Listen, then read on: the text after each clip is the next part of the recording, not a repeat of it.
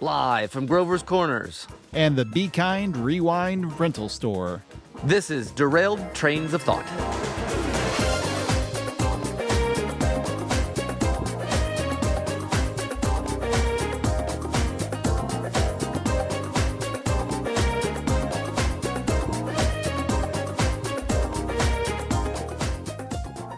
Oh, hi, Tim.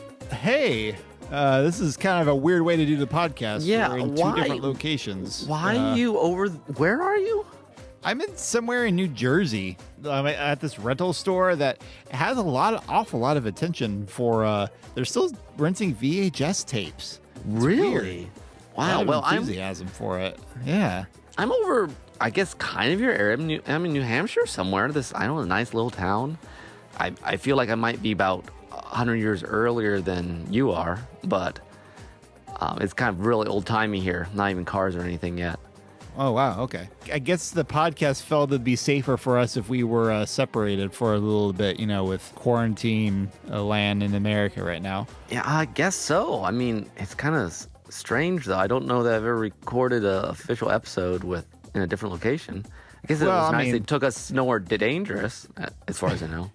Well, it's been a while since the podcast started taking us places. We had it, way back when I was recording from film school and you were recording from home, but. Yeah, but we were just in our normal places, not like somewhere. Yeah. So I guess we'll just have to figure out how to do it this way. Yeah. Well, okay. But at least we can communicate. But it's just different, but the podcast provides. It does. And welcome, folks. This is a kind of unusual episode for us, but hopefully you can enjoy it. This is Derailed Trains of Thought, your premier podcast on storytelling. This is Nick Hayden. I'm kind of the writer guy. And my name is Timothy Deal. I have a film background, but I've also done some writing. So, Tim, how is your life different since last time we recorded? It has been it's been a little while, hasn't it? We skipped a month for some reason. Yes. Well, in case your listeners wondering, yes, I finally got hitched. Doo-doom. Yay. Yes. I had our wedding with my lovely wife, Janelle, on October 24th.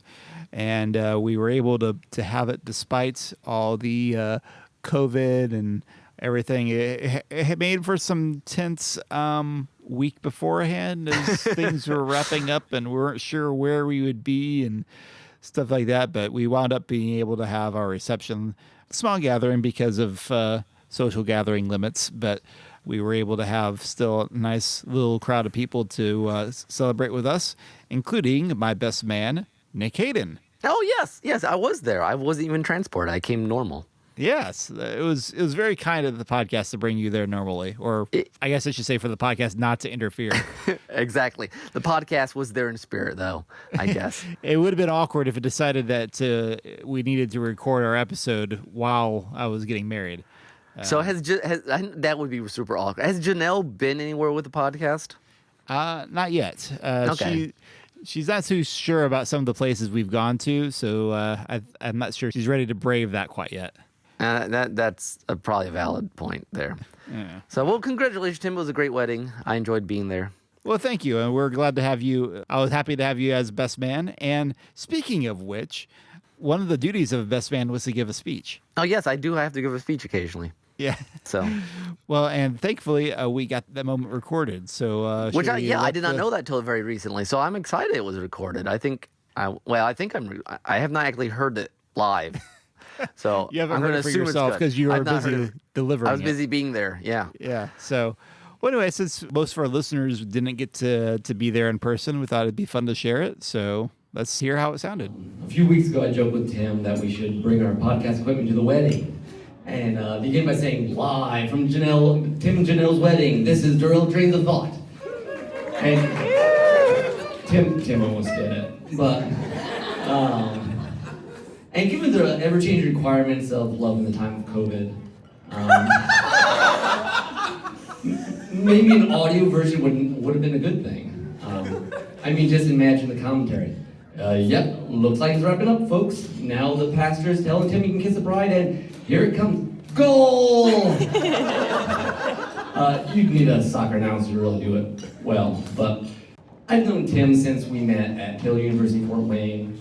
I don't remember exactly how we met. It was probably a discussion of some sort of story or another. And then he helped me out with some film about some guy who finally realized who the girl of his dream is. Actually, after that, I helped him with a movie about a guy find the girl of his dream. So there's some sort of theme going on here. Anyway, it's funny how God works. Tim and I discovered that throughout our childhood, we actually only lived a country block from each other, and that my mom and his dad used to ride the same bus to school. But it took Tim to stop over here at Taylor Fort Wayne for us to meet. After that, we always just clicked. We share a love of Tolkien and Lewis, of Muppets and fantasy, of faith and storytelling. After school, we did some projects together, and we talked about a lot of other projects that never happened. And eventually we end up with this podcast. And the best part of doing a podcast is that it gives us a regular excuse to get together and talk about life, the universe, and everything, most of which is never recorded. And that's basically been our MO for the last 10 years. But in the last year or so, there's been a plot twist. That's you.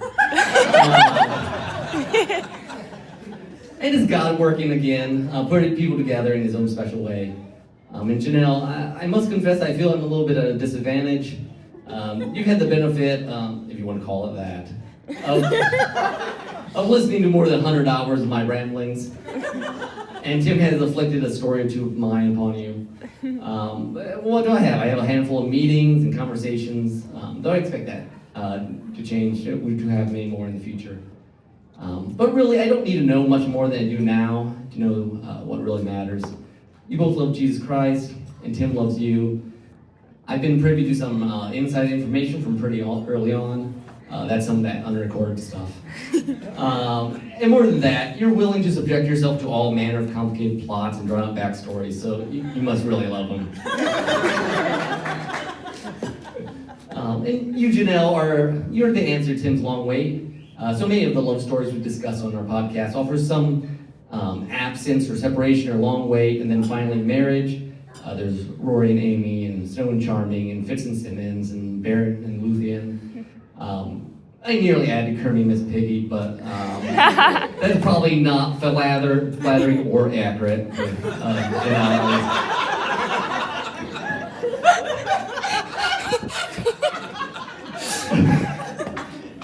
But I do need to make at least one more Muppet reference for Tim's sake. So I end with that. In the original Muppet movie, there is one phrase in one song that always gets me, more even than Rainbow Connection. Though I suppose, Tim, you are both a lover and a dreamer today. Gonzo sings a song of longing and belonging, and I think he hits upon something meaningful and deep when he sings, "There's not a word yet for old friends who've just met." And maybe there's not a word, but I think marriage is certainly close. So I pray only the best for both of you. And that's all I've got. It was a good speech. I liked it. Well written. Like the night before, I'm like, okay, I need to change. This isn't quite working. I need to change this a little bit. And Natasha's is working. And yeah, so it was fun to read. And it was fun to have all those references to the podcast. And Janelle's got most of them too, which was enjoyable. Yes. Well, she had actually, I think I'd mentioned in a previous episode that she had been listening through all the podcasts, and she listened to the very last one the week before the wedding. Have you seen the comment she left? I'm assuming you have. I have, which I should pull that up real quick. Yeah, we got listener feedback.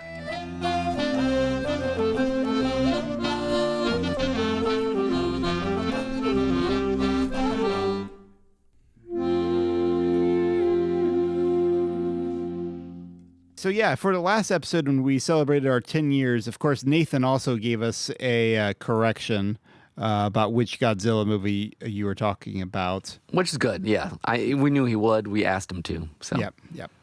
And then Janelle's note was, she gave us a nice congratulatory notes for 10 years. 10-year anniversary episode. But if we go all the way back to episode 1. October 2010? September 24th, 2010. Okay. Which is, interestingly enough, I was made on October 24th, so 10 years and 1 month later. But anyway, on October 21st, Janelle wrote, "Hey, Tim, since you said you were an eligible single, I thought I'd leave this here. You sound really fun and interesting and super cute, and I really enjoy hearing you talk. Lost sounds like an enjoyable show, and I was wondering if you'd be interested in telling me more about it. Would you like to, well, get married sometime? My church is available Saturday. Hope to hear from you. With a little winky face, smiley. So wait a second. So she asked you that 10 years and a month ago, and you just now tied the knot? Not quite, no. Okay. No, she left the comment October 21st, 2020 on an episode that came out September 24th, 2010. So we're being very silly. But thank you, Janelle, sweetie. That's fun. She's been caught up for last month, so this will be the first time for a month that she has a new episode to listen to. Nice. So we better make it a good one. Okay, well then, with that, let's get to Story School.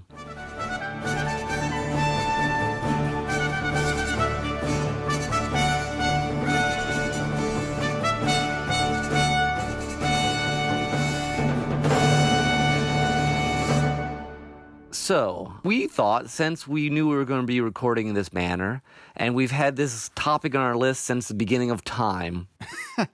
It's been a long time. It's been toward the top of our topic list, which shows it's very old. Because we always add stuff to the bottom, and then stuff on the top, if it's toward the top of the list, that's been there a while. Yes, and our idea was to talk about limitations, using limitations in storytelling. And we've certainly touched upon this, especially in connection with like genres, like comics versus movies versus stuff. But we thought we had enough here to tackle for sort of some other sorts of limitations that come up as you create. Yeah, if you want to listen to our episode 89 was about the message and the medium, basically how does a medium shape the story, whether, like you said, the format. But there's a lot more to limitations than just the genre of story it is. Actually, when Janelle was listening to one of our very old episodes, episode 2, I want to say. Oh, 2 is kind of infamous, I think, for being us trying to figure out what we're saying. Probably. But I think it was one about commercial versus artistic vision. And we were talking about, I guess, one thing, because I was in the thick of film school then, and I had commented something about how film is a commercial venue. It has to be because of the investment you have to put into it in terms of money and those sorts of things. And so even though filmmakers like to be artistic, they have to recognize who their audience is for because they have to make their money back somehow. It's not just a vanity fun project. I mean, if it's a full length feature film, probably not. They have to actually think about their audience. And Janelle commented that, wow, that's interesting, but I imagine that'd be really difficult for an artist to feel kind of that pressure to live up to the commercial venture in that way. She felt kind of bad for filmmakers in that way. And I was like, well, I think that's true. And we were just talking about this over lunch or something. But at the same time, I think all artists are always trying to push the boundaries of the limitations on their art while at the same time embracing those limitations. And so I think that's kind of a nice framework for this discussion, because different artists, I think, will have different, or creators, storytellers will have different comfort levels with this. Some are constantly trying to push the limitations of what they can do and do something different. And other ones, and other times, that are much more comfortable in kind of fitting in. This is kind of this box or this specialty that I focus my stories in. Yeah, well, and then talking about filmmakers reminds me, there's all those stories of, especially back in sort of the serialized age of storytelling where, all the authors are basically like starving, just pumping out words so they can survive. So you have all these very long, rambling stories sometimes, which is partly the art, and I think partly just the needs of filling up space for the sake of the newspaper or wherever you're publishing your story. Or like people like, I remember reading L. Ron Hubbard, invented Scientology. He decided to make money a different way. But early on when he was just sort of a genre pulp writer, and you just churn out stories. You churn out one every couple of days and sell them off, and that's just how you don't spend a lot of time. The limitations of basically feeding a family becomes sort of the driving creative force for a number of writers, at least back in those sorts of settings where you could make money selling short stories that way or stuff like that. Which is interesting because we sometimes have this view of like art being this pure thing. And at least some of the stories we really like came out of basically just the need to get something done. Need to accomplish something. Yes. So yeah, I think especially the student artist, storyteller, are always very much focused on the doing something pushing the boundaries, breaking the rules, that kind of stuff. And I mean, and I think our culture in general tends to look at limitations as an inherently bad thing. Yeah. But I think it's worthwhile, and it's certainly, like I said, you want to try to be more creative as much as you can within those boundaries. But I think one of the things that it's important to realize is how useful the boundaries are.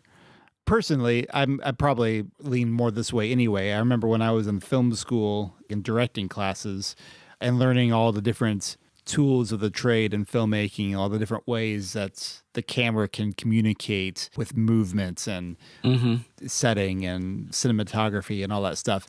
And at a certain level, it was like, this is overwhelming. Like, I was supposed to direct this movie, but like, there's just too many choices. How do I decide what's best to present this portion of the story? Analysis paralysis. Yeah, very much. Like when you get paralyzed by too many options. Whereas my focus in film school was editing, which I found much easier because when you're editing a film, it's already been shot. So basically, you're limited to the footage that you have available to you. You basically just have to say, well, here are my pieces. How am I going to put it together? Yeah. And in that way, it's very, very freeing. I mean, I know there are other filmmakers. George Lucas infamously loved working in the editing studio because, like, basically in the actual filmmaking process, like, lots of decisions are being done, and a lot of it's outside of the creator's hands. You have to work with a lot more people to get the thing filmed and things like that. But having something already down, even having the limitation of having something already there, in many ways frees you up to actually make something good. I mean, this is what happens when people stare at a blank page. There's too many things that could happen. But if you say, if you write 100 words, suddenly there's a lot of things that can't happen anymore. And that helps you actually keep moving because suddenly, like, oh, there's a direction, there's a space, there's a limit. I think in many ways limitations foster creativity. That suddenly you have to, I've had many of what I consider my more creative things happen because, okay, here's the situation I'm in, and there's only so many different things that happen to get the character out of this. How do I do it? The limitations of having a character stuck makes sometimes really clever answers. Or, I think if you have to write a story and you only have 1,000 words, suddenly your creativity, what can you get away with in 1,000 words becomes much easier than I can write for as long as I want. And then it becomes a whole different beast. Yeah. I mean, students writing papers, they love those kind of limits. Like, oh, I only have to write 400 words. Oh, thank you. Exactly. But then when you get to be really, if you're really, what's the word I'm looking for? Verbose. There you go. Then you're like, that's not enough. I have so much I want to say. There's that old saying, sorry, I had to write you a long letter. I didn't have enough time to write you a short one. Exactly, because the short one takes a lot more effort in many ways. You have to be a lot more concise, more particular about your word choice. I mean, I guess that's the whole thing with Twitter character limit. Again, yeah, the limitation, think about this, the limitation of, say, Twitter has created a whole new way of discussing things. I mean, there's a whole nother, slang that rose up because you only had 140 characters. Yeah, and they expanded that, and then they made threads possible. But even then, a Twitter thread is still going to be more concise than, say, a blog post or an article. You still have to get your main point across, and that could be really useful. Well, then there's limitations, just basically the physical requirements. Making a film, say, you're making some sort of student film, there's certain things you can film, and there's certain things you just can't. Yeah. There's just locations or ideas or things that, maybe you can get away with, but either because of your budget, because of your location, or because of various things. This is why you tend to get very creative if you have a small budget, or you have a small amount of work space, or you have suddenly you're like, okay, I gotta find a way to do this in filming at the college. What interesting stories can I say doing that? Yeah.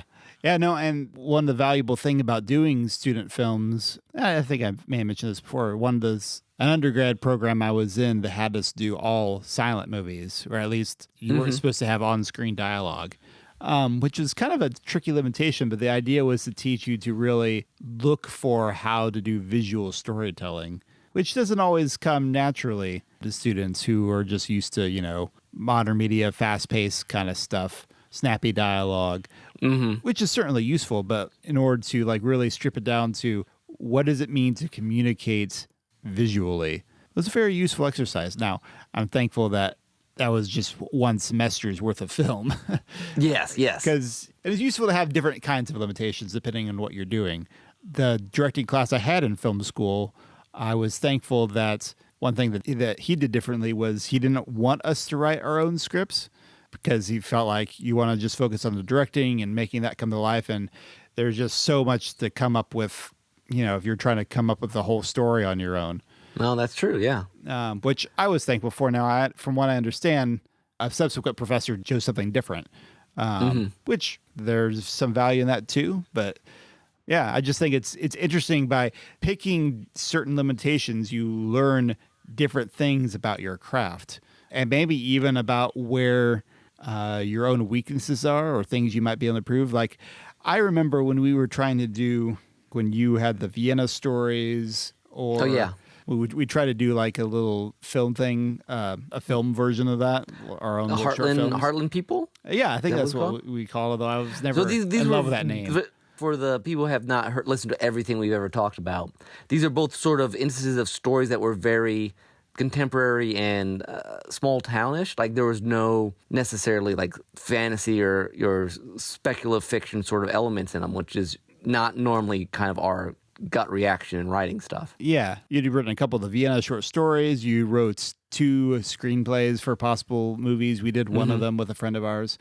And the good one the better one we never made. Yeah, sadly. Well, in part because we had this idea of connecting each one to the next one. And so we wanted to make sure we had a subsequent entry written before we started working on the next. And I was going to do one, but like at that time, I just did not have, I've always been bad at kind of, procrastinating, getting stuff out, but I was really struggling with a story in that kind of setting. I didn't know where the conflict was. And I feel like this is a case where you have a couple years on me.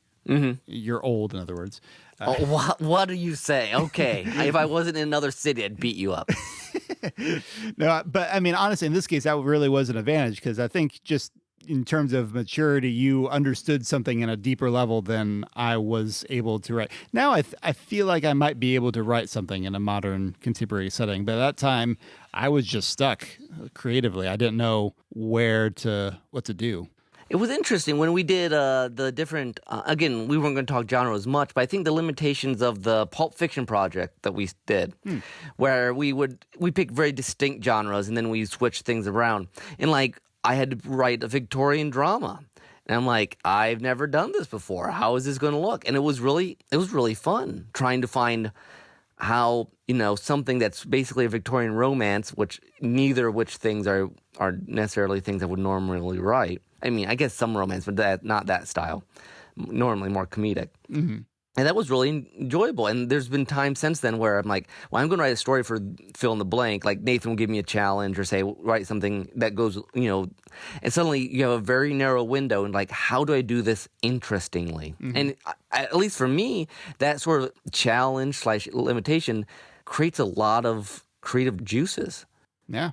Now that Victorian story never got finished, did it? And the third person never finished whatever. I don't remember who got the third one. Yeah, but yeah, Natasha, my wife, started it, and then I wrote the second part, and then never got finished. Well, and I remember the hard part, like everyone was like, how in the world is this going to end? Because you had like 2 romantic interests who are both nice people. I know. We did it with it was a bad setup for the third person. Which was also the challenge and the limitation, that you couldn't control what was going to happen next. Yeah. That's true. You could set certain things, certain guidelines you wanted to have the next person follow, but they may or may not. But that was a fun experiment. And I think there's some famous examples of limitations causing creativity. Tell me if I'm wrong, but from my understanding, the reason the shark in Jaws ends up being hardly seen is because they just couldn't get the robot to work. Yeah, that's correct. That's a very famous anecdote about that. And in some ways, it made Steven Spielberg's career because it was basically forced him to do it in a very Hitchcockian kind of way, where like you didn't get to see the shark; it was just more the idea of the shark being there, and it was scary, and that, of course, paired with John Williams' music. Yeah. so there's places in, modern films where suddenly the limitation that could have just been like, well, this is annoying. They used it to their advantage. I mean, another funny one is just that, Harrison Ford was sick during some filming of Indiana Jones, and then they're like, well, why don't you just shoot the guy? Yeah. Which is, just one of those moments everyone remembers from the movie now, but it was basically just because the limitation, like, he just wasn't up to doing, from my understanding, the action scene that day. Yep, those are both good examples, and I'm sure there's some cracked article out there listing a bunch of these sorts of things. Yeah. I mean, that is kind of part of filmmaking. Like, you get into a situation and see, like, well, this isn't going to work. How are we going to do this instead? Because sometimes what you envision in a script, you get to the location and be like, well, this isn't going to work for XYZ, or, this prop isn't working, or the lighting here isn't great, or we've got like 5 minutes to shoot this thing. What do we do instead? I wonder, so obviously we've been largely saying the benefits of limitations on creativity, on sometimes helping you make good choices. What do you think is going to be the sort of end results of, like, in theory, things like Netflix and streaming allow less limitations? You think that's true, or do you think there's just new limitations? That's a good. I mean, there's always the money limitation. Yeah, I limitation. mean, the downside with, like, say, Netflix in terms of limitations is that, and this is, I think, true for independent film in general, is that they're like, oh, we don't have to worry about, like, appeasing the mass market. We can do whatever we want. And the problem is whenever they like doing whatever they want tends to be, we can be as edgy or as explicit or as exactly anti-American as we want, or, fill in the blank of sleazy Hollywood trends. As long as we cross some threshold, we're doing right. Yes. We must progress. What we're progressing into doesn't matter. But so I guess that's the thing, that in some ways we're saying limitation is good, but there's a certain, again, you introed with this, there's many creative people tend to think that limitations are also something to break. Yeah.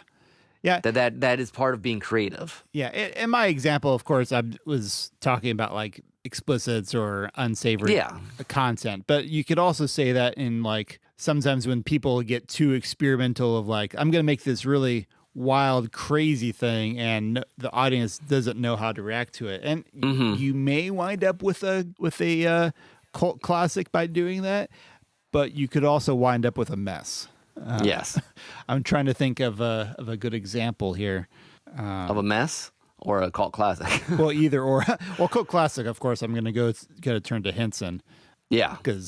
Which I guess I'm just to throw up limitations is obviously a lot of the things with, like, the Muppet movies was just working with how do you do this with a Muppet? Yeah. Oh, sure. I mean, all kinds of, like, how they would climb a building or sit in a swamp, or, they came up with very clever ways of doing things. And they would constantly be challenging themselves too. They're like, oh, people thought it was cool to see Kermit riding a bike in the Muppet movie. Let's have, like, a whole crowd of Muppets riding bikes in this one, and we'll really blow people's minds. Yeah. Things like you love challenging limitations and things like that. And then again, things like Dark Crystal, Labyrinth was definitely pushing the limitations of what you could do with on-screen puppetry. And Jim Henson Company has continued that with the Dark Crystal TV series, which was amazing what they pulled off. It is really amazing what they pulled off. On the flip side, though, I would say that I think one problem that Jim Henson Company has always had is that sometimes they really make their being out there kind of a brand thing, and I think that's always inherently limited some of their appeal. Like Mirror Mask, I don't know if you remember that movie. Yeah, we saw. I remember that. Yeah, I thought it was interesting. The one that Neil Gaiman did with them, or even Farscape, which was successful to a degree, but at the same time, it's such an odd beast. Like, and they very purposely embrace the weird, and I feel like that's all. I mean, as cool as the Dark Crystal TV series is, from what I understand, it's only going to get one season. So they've never had quite as broad appeal as maybe they could have if they weren't trying to be so, pushing the limitations. Now, and we're only having the Netflix thing, but I guess it also brought up this idea. The limitations on what you can show on the screen have largely been demolished by computer graphics. I wonder if obviously that's opened up whole realms of stories you couldn't do before.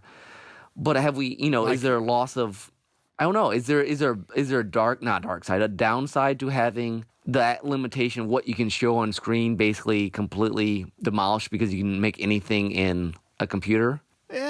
It's tricky. I mean, a lot of purists would say you really shouldn't rely too much on computer because there's always going to be a value. They think there's a value in having, live animatronics and props and things like that. I mean, I guess in Once Upon a Time, it's a TV show that they could go to fantastical realms all the time. Yeah. Except at the same time, if you see enough behind the scenes clips of actors on green screen, you start kind of picking up when they're doing that in real life. Although, sheesh, man, with The Mandalorian, I can't tell.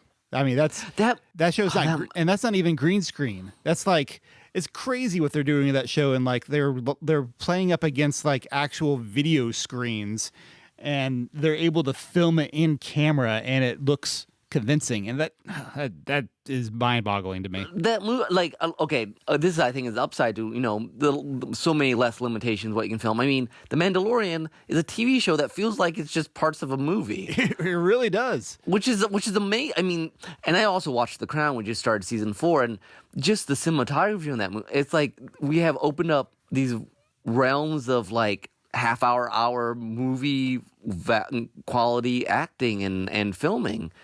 So, I mean, obviously there's certainly benefits to being able to bend some of these limitations.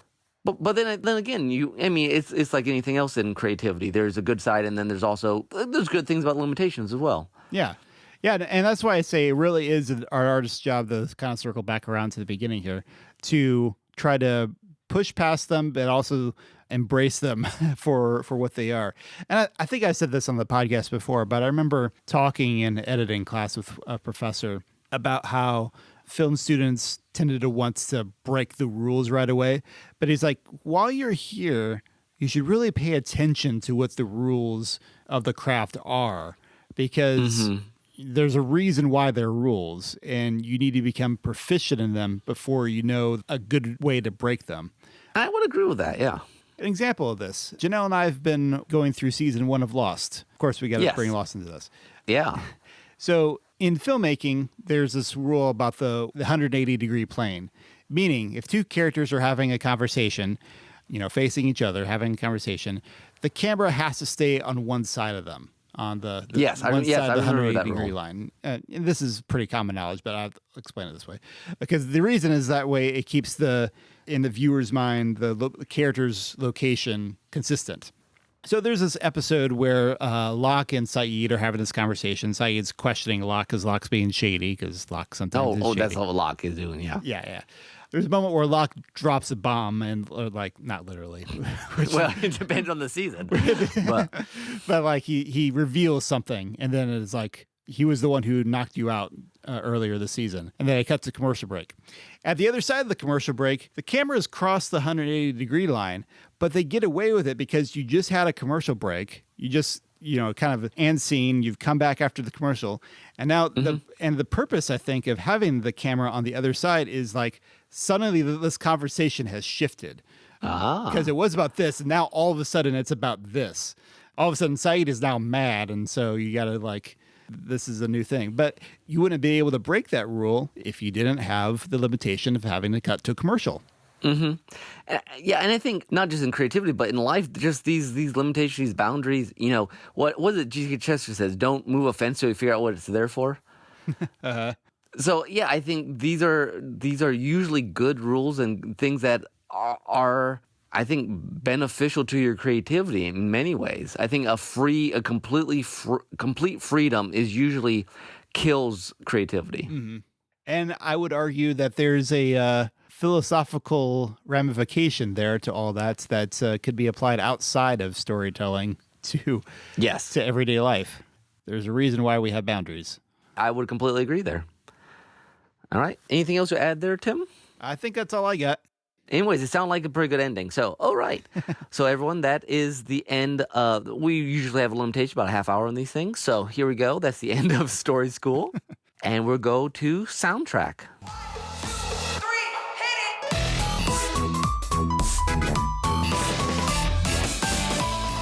it! So, Tim, there's this limitation on like having a 5-minute or less soundtrack, which we had to break at least once with our friend Maze Dude. Yeah, that's true. But I had to bring Maze Dude back into this because he likes to play within boundaries and limitations himself, as you have probably guessed if you've listened to any of my talks about Maze Dude. But today is a remix from BioShock, which I've never played, but I've heard only good things about. And it is called Cohen's 8-bit Masterpiece.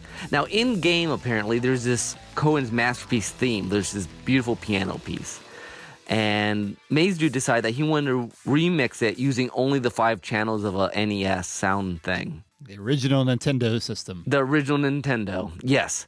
And he said it was very hard, but he really enjoyed and I enjoyed what he came up with too. So he took this kind of piano piece and he made this Nintendo piece as if BioShock, I guess, was on the original NES. So that is my soundtrack for today. I hope you enjoy some chippy goodness.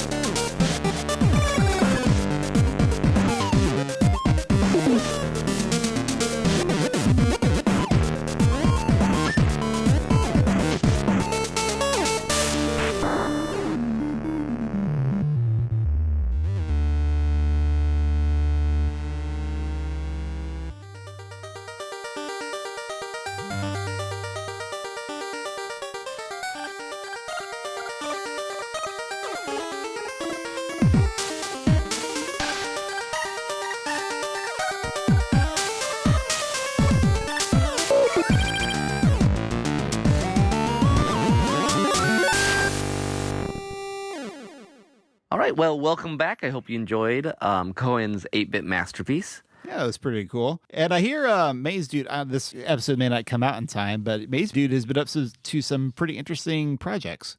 Yes, he has a Kickstarter as of our recording. I think it's just about over. I haven't checked on it lately. But he is trying to make an album of basically his sort of music inspired by Bible verses and Bible ideas, which would be, I hope gets done. I think it'd be fascinating. His sketch for Genesis 1-2 is quite interesting, I think. Cool. Yeah, I haven't listened to any of his samples yet, but I think it sounds like a really cool project. I seem to recall with even his last album, his Kickstarter was lagging for a while, then it had a big donation toward the end. Mm-hmm. Yeah. So hopefully that's what happened this time. I think the people are very interested, but it's kind of a niche thing. Mm-hmm. And it's a lot of money. You need to get all the live instruments and stuff he wants to do, like he did with his last album. Gotcha. Cool. So yeah, if it's still around, go look it up. Maybe we'll put a link in the show notes. Awesome. So, Tim, I believe it's time for Challenge Accepted.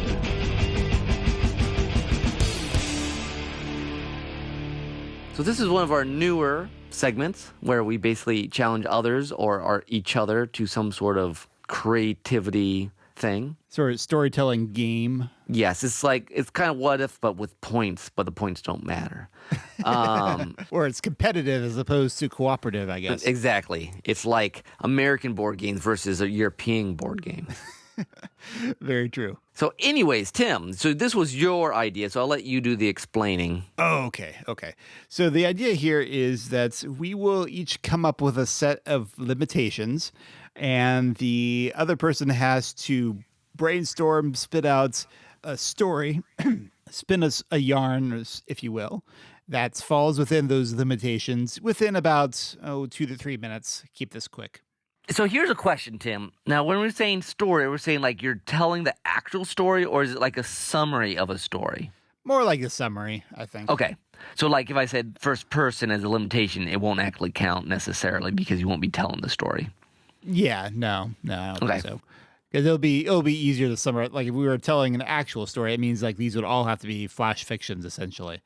Yes, or a little tiny. Like there are flash fiction contests where like limitations like write the story, here's the topic, you have 33 words exactly. Yeah, I remember you did one of those. I don't like the super short one. Because to me, it's almost more gimmicky than story at that point. But Too again, much of a it's a limitation, limitation. You do have to work to be creative. I mean, there is that. So Yeah. All right. Well, let's see. Who wants to go first here? I guess I will give you some limitations here. Okay. I'll give you, I think this is, well, who knows if it's easy or not. Okay, here's 3 requirements for your story, Tim. Okay. 1, there can only be one character. Okay. 2, there's also one animal. Okay. And 3, it's in a city. Okay. Well, that's actually pretty simple, or at least it could be. Yeah, I think there's a couple simple ones to go with this, but I thought it'd be a fun, simple starting one. So wait, only one character or only one human? Like, can there be other? Can he encounter other people? Just I'm going to say, you take the limitations as you wish. Okay. I said what I said, so you go with it. Okay. I will. I said I'll see one what I can character do. and one animal and in a city. Okay. All right. Here we go. 2 minutes. Okay, so this is about a man who is in quarantine during the height of COVID. He's stuck in his apartment with his parrot. He doesn't have anyone else to talk to, so he makes it his goal that a useful speech. Let's say he's trying to teach his parrot the Gettysburg Address. Oh, nice. And as he continues to try to rehearse it, he starts learning it more and kind of maybe even looking at headlines to try to make some more poignant, references to it. And over the course of, I don't know, a month, 2 months, with no one else to talk to, he... Man, this is a long quarantine. well, okay, 14 days, I guess. I was going with, like, the original lockdown. Okay, now it could be COVID or it could be even worse. Go ahead. Might as well just keep it COVID and keep it fresh. Current. So anyway, by teaching the parrot, the Gettysburg Address, he himself also learns it. He knows it by heart. In fact, he's getting kind of sick of it, and he burns up all his $5 bills in the process. But at the same time, he also comes away with a deeper appreciation of American history. And except the only downside is that he finds that the parrot is now a bit of a bore to listen to. Nice. He both falls in love with and is tired of hearing the Gettysburg Address. Wow, I actually had my directions were completely different. That I kind of enjoyed. What do you call this story? What do I call the story? 2 weeks and 4 days. No, like 2 score. Something with the opening gambit in there. 14s.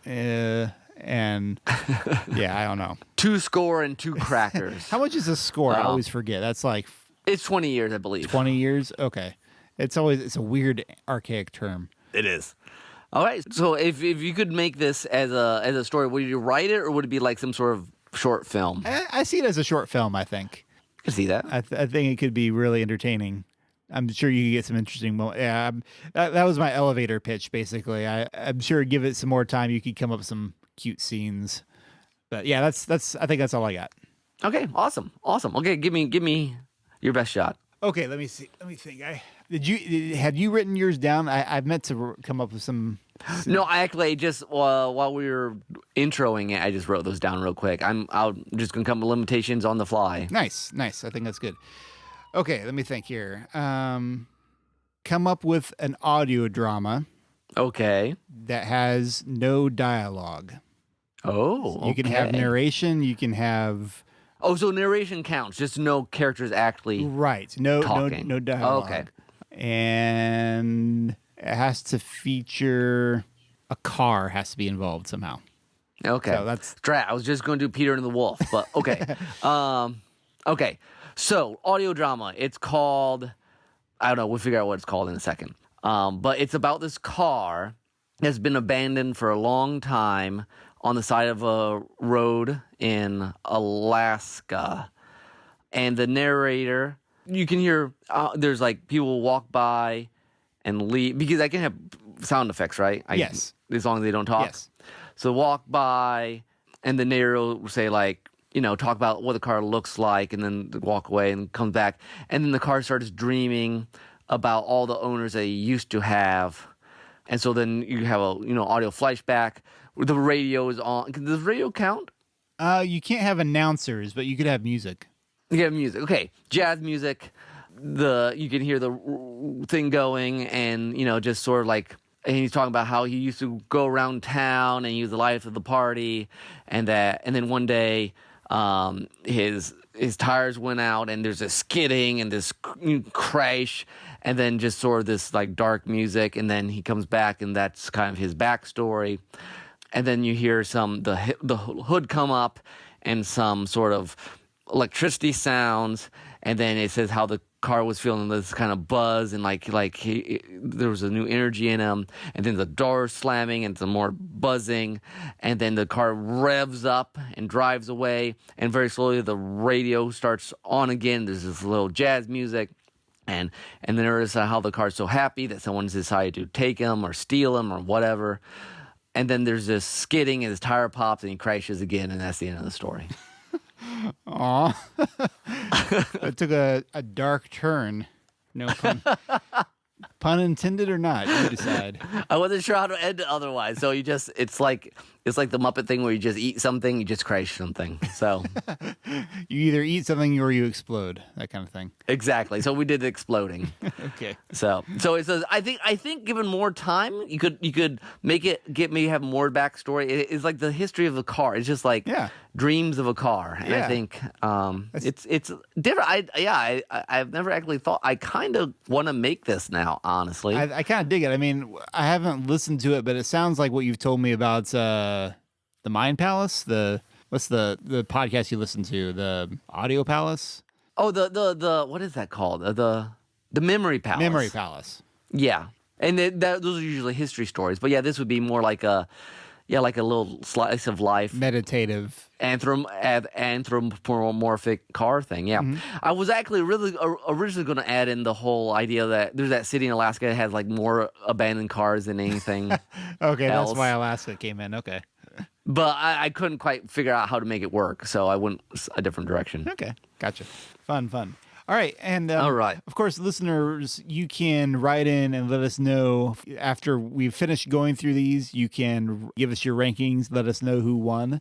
So yeah, round one, Tim. Round one is Gettysburg Parrot versus Sad Jazz Car. So Yes, I feel like we both went very artsy with this first one.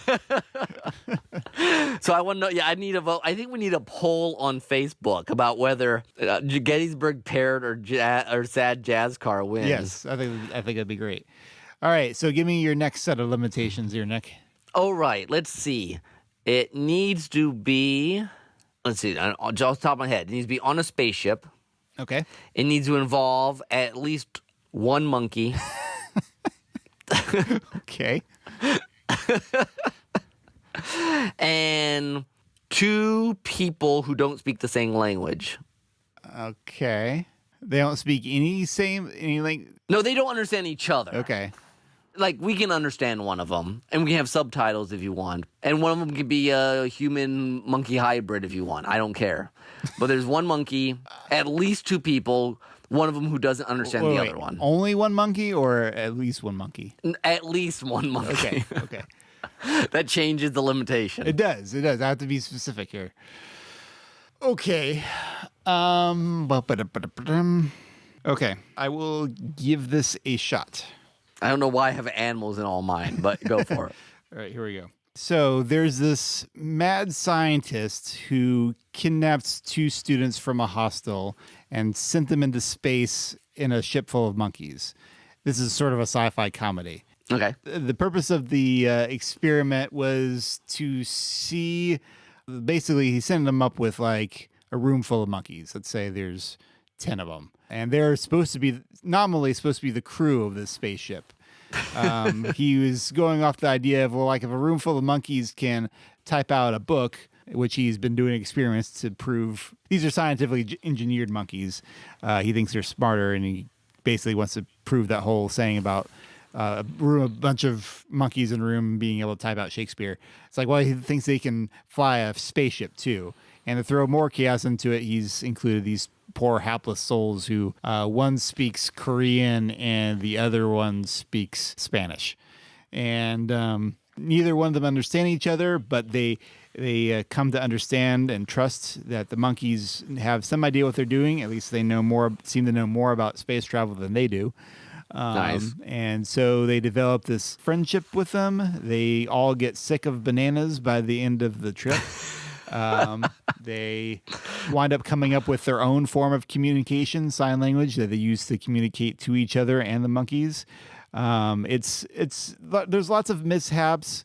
They almost run into asteroids a few times along the way, and So is this madcap or like just normal like sci-fi comedy? I think this is more madcap. Okay. Like live action. Like I'd say, I'd casted two foreign characters, but like let's say they have the comedic sensibilities of like a Jim Carrey and a who's the guy from Ant-Man, Michael. Okay, yeah. Michael Pena, or is that I can't remember if I'm thinking of the right guy or not. But anyway, obviously one's a Korean, one's Hispanic. Okay.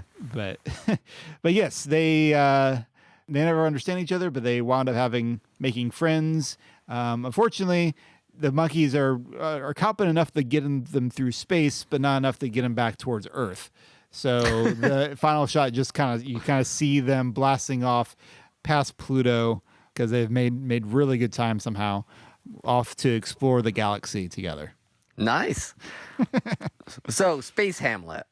Sure. Hopefully not that tragic. No. So, okay, I like it. I could see watching this. I think this would be one of those like Galaxy Quest sort of Napoleon Dynamite sort of. Yeah, I never thought of Galaxy Quest Napoleon Dynamite, but I think we could do it. Yeah, this format of live brainstorming is, I feel, a little different than we did before because we have this time limitation. That makes us just kind of keep going with things and not thinking too much about it. It's like spewing words onto a page. Well, and the other thing with this limitation is that because it was challenge accepted, not what if, we're not like necessarily brainstorming off each other. We're just sort of trying to fill the space. True. We're like, there's very little like, no, that's not a good idea. Let's not go that direction. It's like, nope, I've started on this idea. I'm going to keep going because I got it. Doesn't matter how ridiculous it is. We will make this happen. All right, Tim. So I need to yes, I gotta give you some the space monkeys. I need to beat somehow. Okay, yeah. All right. It has to be set in the Australian outback Okay. with a politician, a 5-year-old. Do they have to be separate people? Yes, these are 3 different people. It's a politician, Okay. a 5-year-old, and a priest And a priest. in the Australian outback. And the theme is birthdays Birthdays. and the meaning of life. And the meaning of life. Well, All right. birthdays as related the meaning of life as related to a birthday. We'll say that. Or is that too many limitations? No, we'll do it. Okay. So Australian Sorry, I Outback. gave you a lot of stuff there. No, we'll go with it. Okay. Australian outback, politician, 5-year-old, priest, and then the theme is birthdays or the meaning of life as it relates to. Yeah. All right.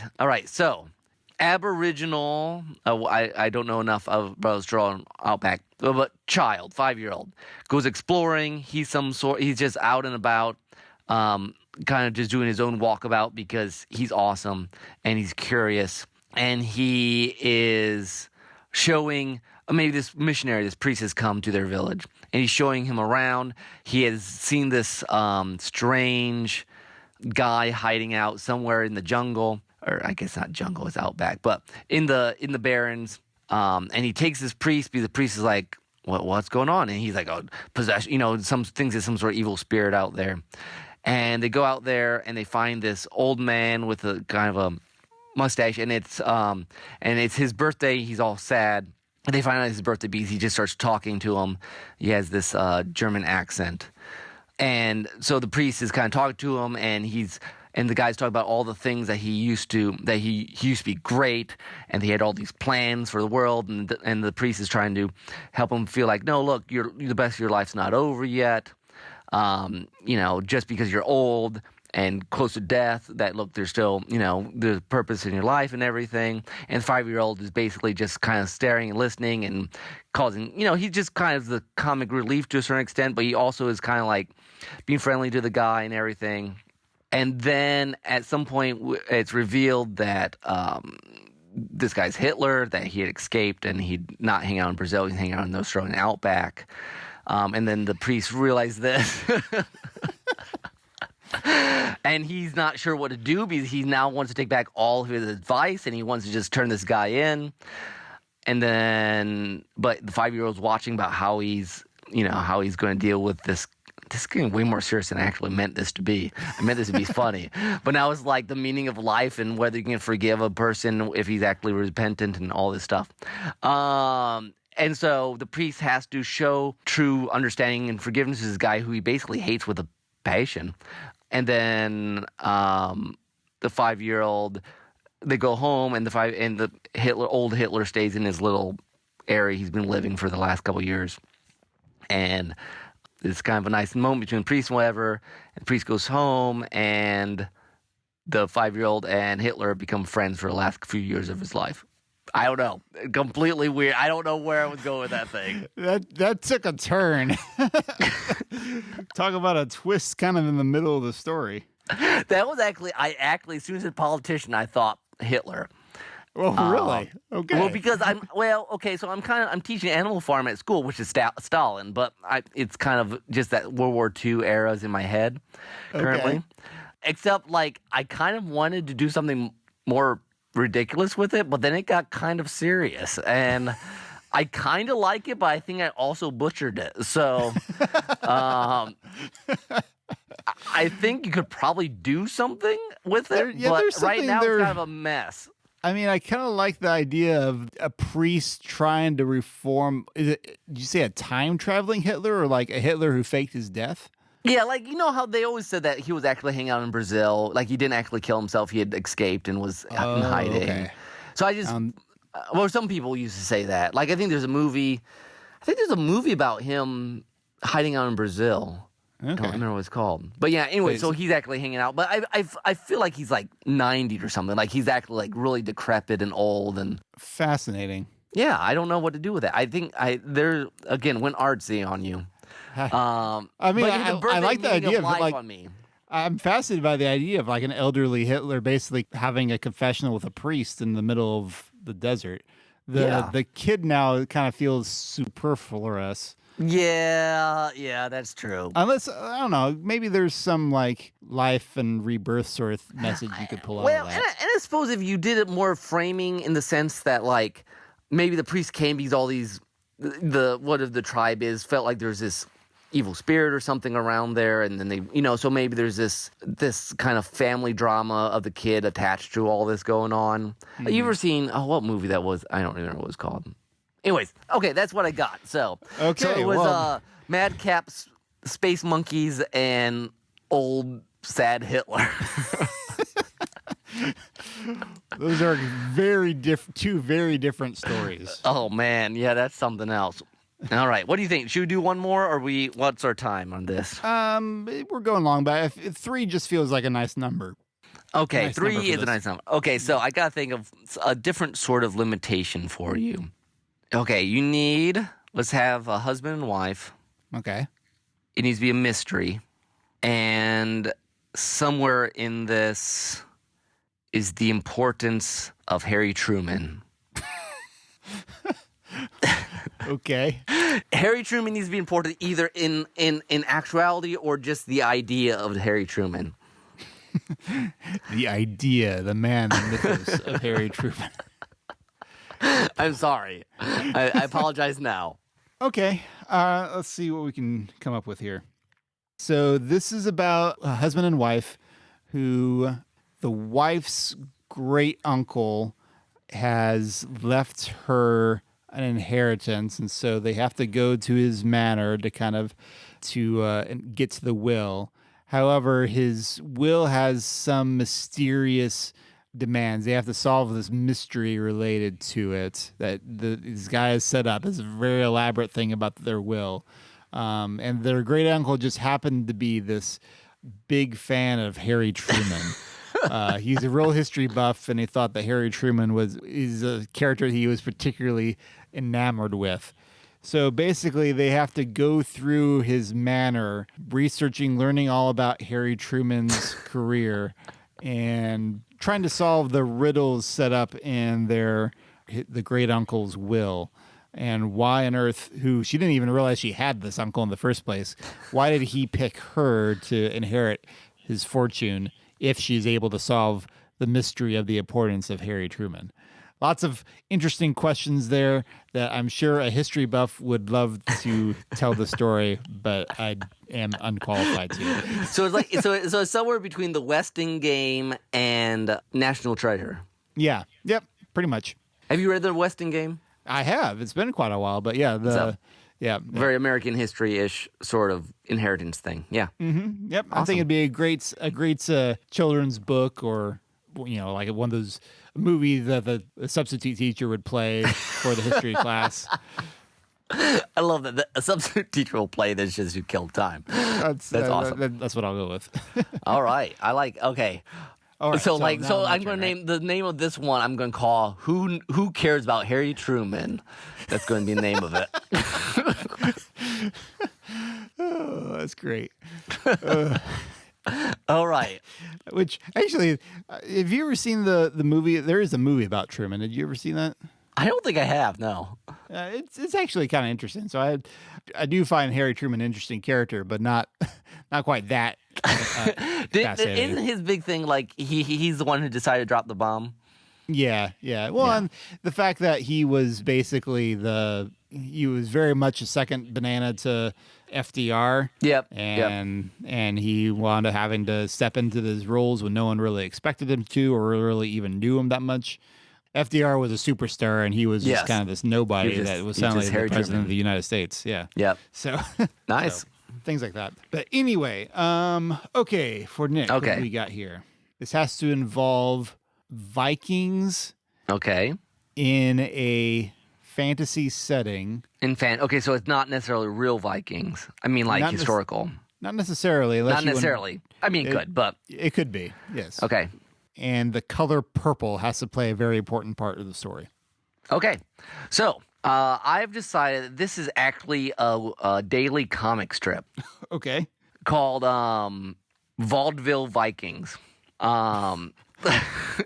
Okay, Vaudeville Vikings. Okay. So it's about, obviously there's a land that it's full of dragons and elves and wizards and necromancers and everything else. But there's this one small crew of Vikings that, and their color kind of distinguish themselves. Their clan they wear purple every time. Everyone, normally the Vikings wear like red or black or, these kind of combination of these really scary helmets. These guys wear purple, and their goal is to basically pillage people with joy. Okay? So they are just going around, and they come up in their ship, and they run in there, and they have rubber chickens, and they have, big shoes, and they have swords that, don't actually hurt. They just go in. And meanwhile, the whole kind of shtick is that everyone's always at war, like everyone else. Everyone's just constantly fighting. There's evil kings. There's Cthulhu running around. That there's like these midget brownies that just go around and like bite people's ankles. Like every strip is basically just some sort of, and it's a strip with a story. It's sort of like Doonesbury meets Calvin and Hobbes. Okay. Well, You just mean ongoing story. Ongoing story, yes. So our vaudeville Vikings, like they're funny and whatever, but they also have like backstories and characters and stuff. Now, did you say the Vikings are stealing joy? No. They pillage villages with joy. Like they're there to like make people happy. Like they're the comic relief.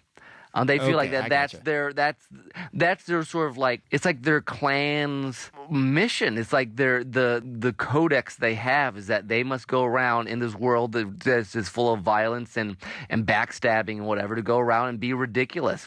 And it's, so it's kind of this struggle of like, how do we do that? Do people listen to them? Are they always driven out of town? How do they get involved in the politics by accident?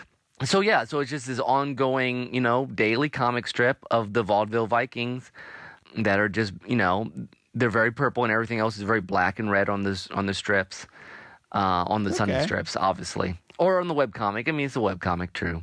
It starts, and so there's just this long rambling story with Phil, who's the main clan leader. Okay. Of the vaudeville Vikings, yeah. I think that's time, but I'm thinking it. Like I feel like this would be very popular, particularly in Europe. There's a long running Viking strip over in Europe. What is that? Asterix or something like that? Oh yeah. I thought you were going to say Haggard the Horrible, which is not fun at all. No, it's long past its prime. Yes, but no, that sounds like a fun idea. I mean, I feel like the color motif would work better in webcomic form. I think webcomic would be better. I was thinking strip just because I thought of, but I think webcomic would be better. Yes, and so they're very garish compared to everyone else. Yeah, I think that's fun though. I'd go read it. Yeah, it's like I like the idea of like basically a whole, because there's a lot of fantasy nowadays that's like trying to cast itself in the Game of Thrones vibe. Mm-hmm. And I think you mock that. You have the background, like everyone else, kind of Game of Thrones vibe, and these people are just like, waka, waka, waka. Yes. I love it. The thing that always bugs me about mainstream fantasy, everyone tries to act in the vein of someone else for a time. Mm-hmm. Like after Lord of the Rings, there were imitators of that, and then like even try to make Alice in Wonderland a Lord of the Rings sort of thing, and then now everyone's doing their own Game of Thrones kind of thing. But apparently even Lord of the Rings now. Apparently. So, but anyway, I love it. The Vaudeville Vikings. You actually, I think that's the best title we've had so far. So, seriously, everyone listening, you need to come to our comments, send us an email. We want to hear which of these were your favorites. And also, this is challenge accepted. So one of us needs to win. Yeah, that's so right. You can give your vote for Tim or Nick, and we would love to hear just how we did making stuff up just on the fly. So it's always fun. The limitation of 2 to 3 minutes of brainstorming. Of word vomit. Yes, exactly. So, Tim, tell us how we can get a hold of us.